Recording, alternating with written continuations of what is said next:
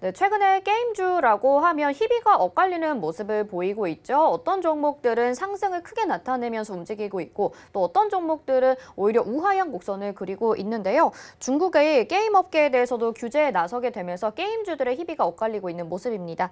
이 부분에 대해서 좀 자세하게 이야기 나눠볼 텐데요. 키움증권의 김학준 과장님 전화 연결돼 있습니다. 안녕하십니까? 네, 안녕하세요. 네, 최근에 주가 흐름 보면은 오히려 게임 대장주라고 불리는 NC소프트, 그다음 넷마블 이런 종목들은 좀 하락을 하고 있는 모습이고요. 위메이드나 데브시스터즈, 특히 데브시스터즈가 굉장히 급등을 하고 있는 모습을 보여주고 있습니다. 서로 이렇게 좀 다른 모습을 보여주고 있는 것 같아요. 그 이유 뭐라고 보시나요? 네, 기본적으로 게임은 이제 신작들의 흥행이 주가에 가장 큰 영향을 나타냅니다.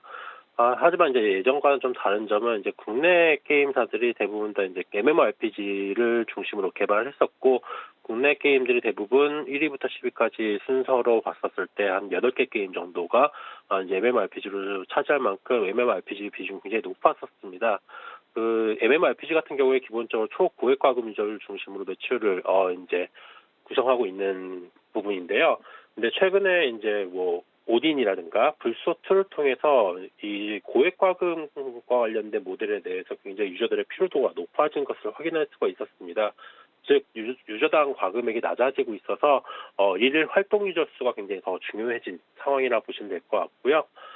기존에 이제 고액 과금 모델을 보유하고 있는 NC소프트라든가 넷마블 같은 경우에는 향후 실적에 대해서 기대치들이 조금 예전보다는 낮아지고 있다라고 이렇게 볼 수가 있을 것 같습니다. 반면에 이제 아까 말씀하셨던 위메이드라든가 아니면 이제 데브시스터즈 같은 경우에는 최근에 이제 신규 게임 쪽에서의 성과들이 굉장히 좋게 나타남에 따라서 향후에 대한 기대치들이 굉장히 높아진 상황이라 보시면 될 것 같고요. 특히 이제 그 위메이드 같은 경우에는 사실 아직 매출 규모에 대해서 추정이 안 되고 있는 상황임에도 불구하고 유저들의 지표가 좋아짐에 따라서 주가들이 이제 좀 좋아지는 모습들을 나타내줬고요. 데브시스터즈 역시도 이제 MMORPG에 비해서 유저당 과금액이 좀 낮긴 하지만은 많은 유저들을 이제 해외 미국이라든가 일본 쪽에서 확보함에 따라서 기대치가 더 높아졌다 이렇게 볼 수가 있을 것 같습니다. 게임 시장에 이런 판도가 좀 변하고 있다라는 생각이 듭니다. 그런데 일각에서는 이 게임주에 대한 우려감이 중국에서 이뤄지는 규제 때문이다라고 볼 수도 있을 것 같아요. 중국의 게임 규제 어떤 식으로 진행이 되고 있고 또 그 영향력은 어느 정도 미친다고 보시나요?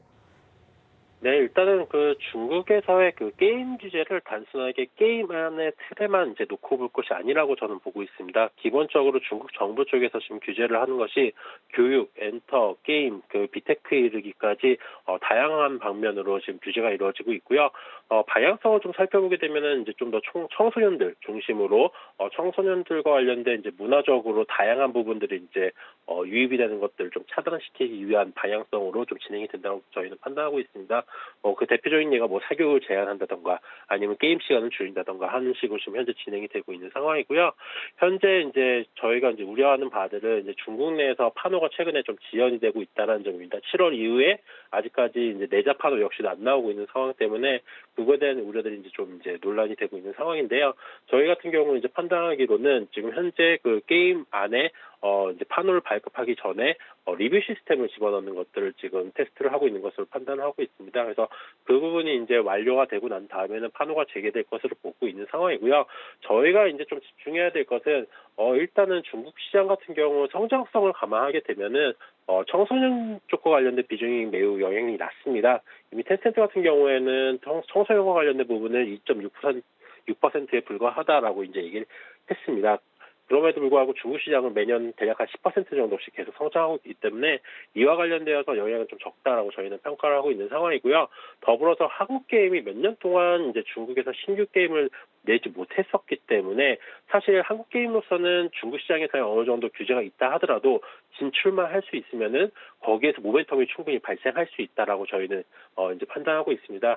그렇기 때문에 이제 중국에서 외자 판호가 이제 다시 재개가 되고 거기에 한국 게임이 포함이 된다면은 충분히 모멘텀 이어갈 수 있다라고 저희는 판단하고 있고요.